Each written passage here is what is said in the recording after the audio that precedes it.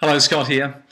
I get a number of questions every week, and most importantly every weekend at my markets about inflammation. And the names given to a range of disorders of the lower intestinal tract. Funnily enough, they all stem from the main cause, remembering that inflammation of the lower intestine is a symptom, so what is the cause? I have a question just recently from Stephanie, who says she's experienced IBS for a number of years, lots of gut issues, and at the moment is experiencing extreme bloating and sometimes horrible wind. She thinks that has something to do with the protein supplements she's taking. She also has 6 meals during the day.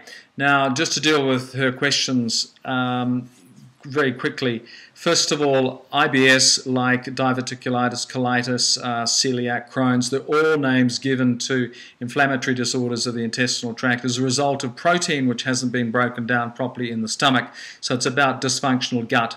That's the key to it. That protein sticks in the intestinal tract in loops, and wherever it sticks, it's given that particular name.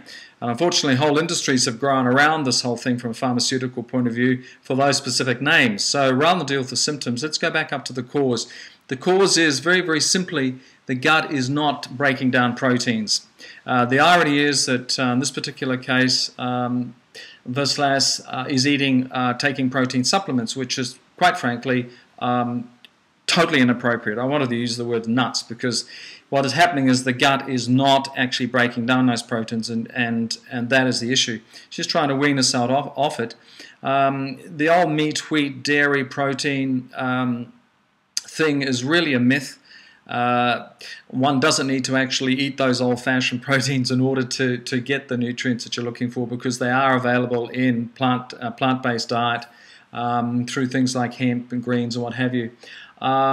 She doesn't say what she's eating in those 6 meals a day. Now, if it's 6 small meals a day, probably not so bad, but if it's 6 large meals a day, that's a real issue, because what happens is the digestive metabolism suffers from tremendous trauma when you're putting things into it which cannot be broken down. The issue is, some dietitians and some nutritionists think that you've got to have food in your stomach all the time. Problem is the gut is actually always trying to digest food, and a lot of the energy goes into that digestive function. I place a tremendous amount of emphasis also on the elimination process. That's why I take fruit first thing in the morning and let the enzymes in that fruit activate the bowel to the extent where that waste flushes away. And then bring my light plant-based proteins in around lunchtime and a snack in the evening. The other thing I use, of course, or used, was my green papaya powder, which actually acts as a catalyst for helping to break down those proteins. And in my case, it saved my life.